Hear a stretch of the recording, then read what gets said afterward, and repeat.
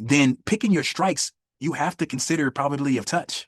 Or when this starts dropping and this goes into money, you're going to panic and you're going to exit the trade and you're going to lose. Even though you have a 60% chance of making at least 1 cent, you're going to wind up losing a lot more than that, a significant amount more than that, because you didn't understand what strikes to pick. You picked the wrong strike based on your temperament.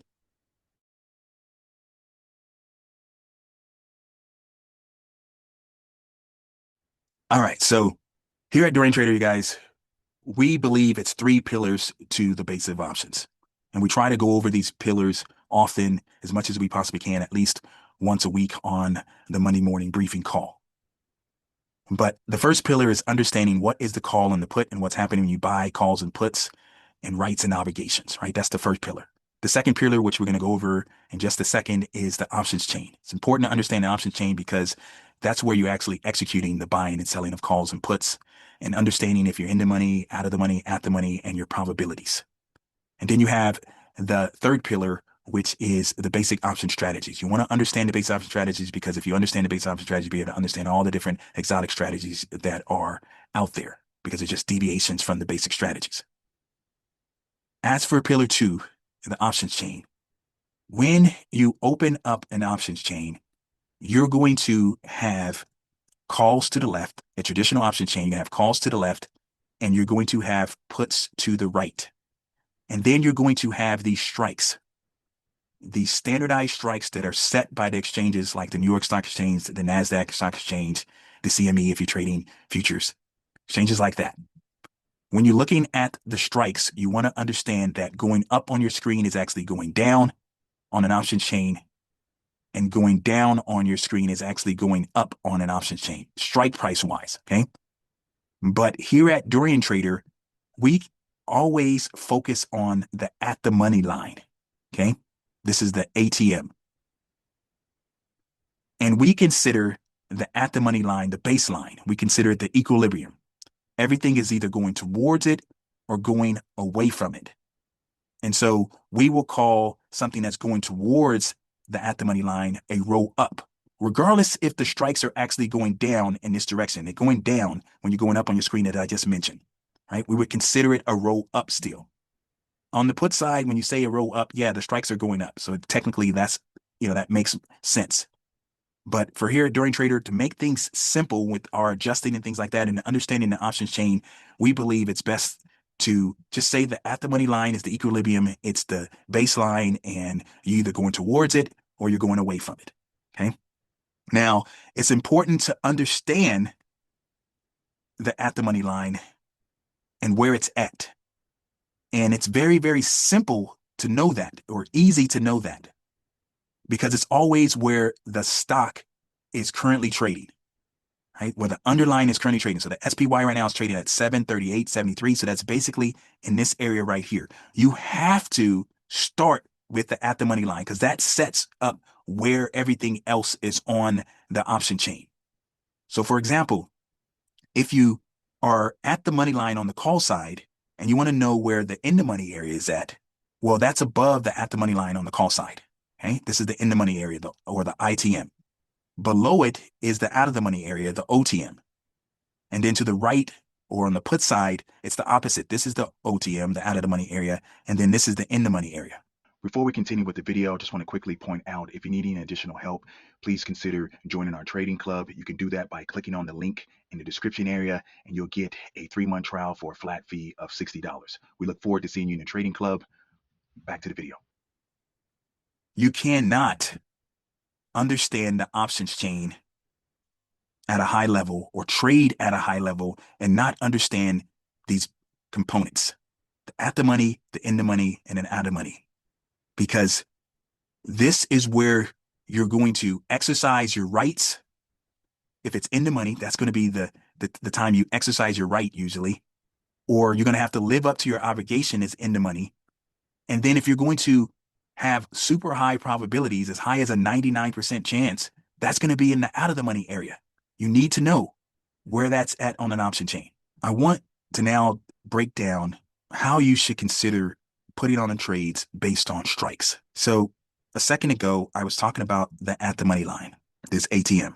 When you're looking at the ATM, that strike is always going to be where the stock is currently trading, as I mentioned.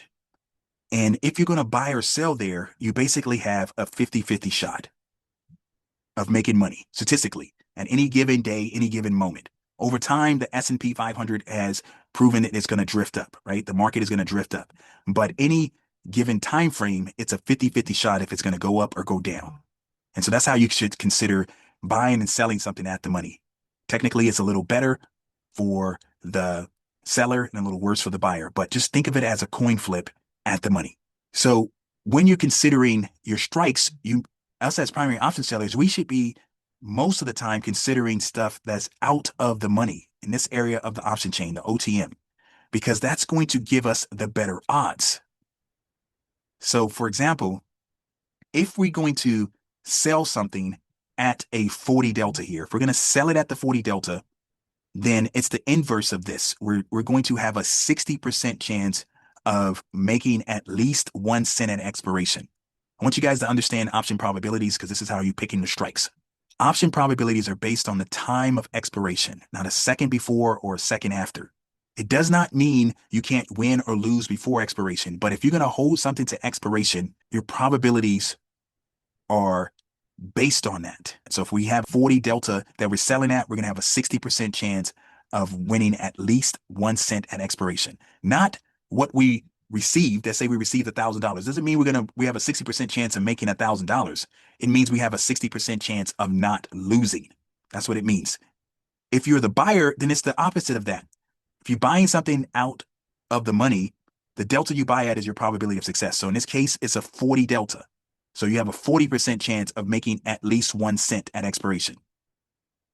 Now, if we go back to the selling, what I want you not to be fooled by or what I want you to understand is that if I'm picking this strike at the 730 strike price here, that means it's about $38 lower than where it's currently trading at, and that it is an 80% chance that it's actually going to touch that strike within the next 38 days for this expiration period, because it's something that's called probability of touch.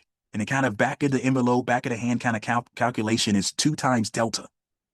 So if the delta is 40 and you times it by 2, that's an 80% chance it's going to touch this strike. So 80% chance you're going to be challenged. I know this is the put side, so the market's been going up a ton, so it doesn't feel like that's going to be the case. But over time, statistically, the law of large numbers, that is correct. It's going to be 80% of the time it's going to touch. And it can touch that today. It's only 8 points away. And so that means it met that requirement within the next 38 days. So if you are someone who does not like to be challenged, then picking your strikes, you have to consider probability of touch. Or when this starts dropping and this goes into money, you're going to panic and you're going to exit the trade and you're going to lose. Even though you have a 60% chance of making at least 1 cent, you're going to wind up losing a lot more than that, a significant amount more than that, because you didn't understand what strikes to pick. You picked the wrong strike based on your temperament. So if I do not want to be touched, if I do not want to be challenged, then I have to choose something that has less than a 50-50 shot of even being touched. So as we just talked about, the probability of touch is 2 times delta. So if I go to a 25 delta, and if I times that by 2, then I still have a 50-50 shot or coin flipping chance, as I was saying earlier, when you were at the money, it's still a 50-50 shot. It's going to be touched. So for me, I don't like that. I hardly ever initiate a trade that I do not want to own, like shares I do not want to own, higher than a 15 delta. That's what we teach here at Dorian Trader, because I don't like to be touched. I don't like to be challenged. So if it's a 15 delta, then that's times 2. That means it's only a 30% chance it's going to be touched. Doesn't mean it won't be, right? It's not a 0% chance it won't be touched, but it's a 30%. So I have the odds on my side that I'm not going to be challenged. It's not going to go into money. And so the further I go away, if I go here and I just say, I decided I was going to go all the way to a 10 delta. So let's say I'm going to go to this 10 delta, furthest from at the money. Well, I know immediately when I'm looking at this, you guys, when I put it on, that I have a 90% chance that I'm going to make at least 1 cent, that I have a 20% chance that it's going to touch this strike, and that if I'm going to get out at 50%, I probably have at least a 90% chance of getting 50%. And Tasty Trade is saying here that P50 is probability of getting 50%. They're saying 93, 94%. I like to use this as my probability of winning. I like to use that as my probability of winning, at least something. I like to use the probability of touch as well. Excuse me, the probability of 50%. So I have a 90% chance I'm going to get 50% on this trade. And I like those odds because I don't want to be in the trade for the whole 38 days. So this is how I determine how I'm going to pick my strikes. I think about the probability of winning at expiration. I think about the probability of touch. I think about what the market has already have done, at least recently. I think about what I think it's going to do going forward.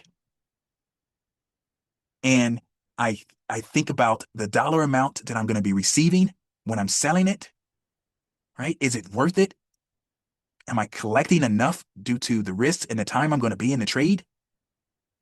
So many factors you have to consider. You want to be able to consider those very, very fast.